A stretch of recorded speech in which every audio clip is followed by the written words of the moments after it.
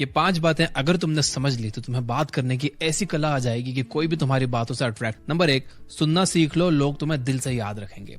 How to win friends and influence people किताब में Dale Carnegie लिखते हैं कि अगर तुम्हें लोगों को इन्फ्लुएंस करना है तो बोलने के बजाय सुनना सीखो। लोग इंप्रेस नहीं होना चाहते, लोग एक्सप्रेस करना चाहते हैं।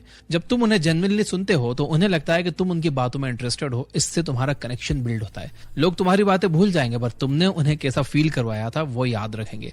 सो अगली बार जब कोई बात करे तो बीच में टोको मत, सिर्फ बोलो कि हाँ और बताओ। रूल सिंपल है भाई, लोगों में इंटरेस्ट दिखाओ, लोग तुम में इंटरेस्ट लेने लगेंगे। नंबर 2, समझने के लिए सुनो, जवाब देने के लिए नहीं। The 7 habits of highly effective people किताब में स्टीवन कॉवी लिखते हैं कि ज्यादातर लोग समझने के लिए नहीं, बस जवाब देने के लिए सुनते हैं। और यही सबसे बड़ी प्रॉब्लम है। हम सामने वाले को ध्यान से सुनने के बजाय अपने दिमाग में जवाब बनाते रहते हैं कि अब मैं क्या बोलूंगा।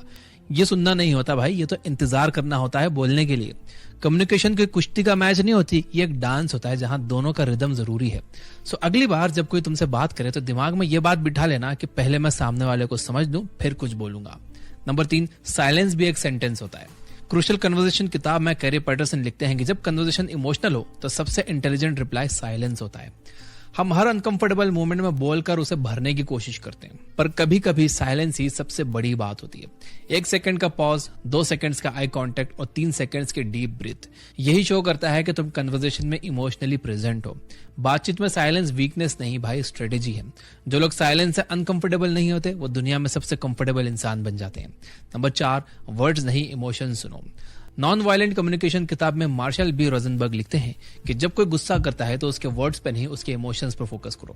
कोई बंदा चिल्ला के बोलता है कि तुम्हें समझ नहीं आता तो उसके वर्ड्स का मतलब नहीं है, उसके इमोशंस का सिग्नल समझो। बात करने की असली कला है शब्दों के पीछे छिपे इमोशंस को समझना। तुम्हें हर आर्ग्यूमेंट में जीतना नहीं है, तुम्हें हर इंसान को समझना है। और जब तुम्हारा फोकस राइट होने से बढ़कर कनेक्ट होने पर शिफ्ट होता है तो हर कॉन्फ्लिक्ट डिसॉल्व होने लगता है। एक लाइन याद रखना कि शब्द सुनने वाले लोग कॉमन होते हैं, फीलिंग्स सुनने वाले लोग रेयर होते हैं। नंबर 5, क्लैरिटी इमोशनल इंटेलिजेंस का सबसे बड़ा टूल है।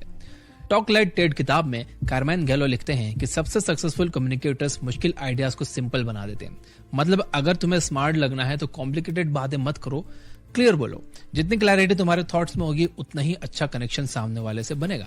स्टीव जॉब्स ने जब आईपॉड लॉन्च किया था तो उन्होंने टेक्निकल स्पेक्स नहीं बताए थे, उन्होंने बोला था कि 1000 सॉन्ग्स इन योर पॉकेट, बस। और ये लाइन आज भी फेमस है, ये बोनस पॉइंट। नंबर 6, एम्पैथी बिना कम्युनिकेशन के डेड है।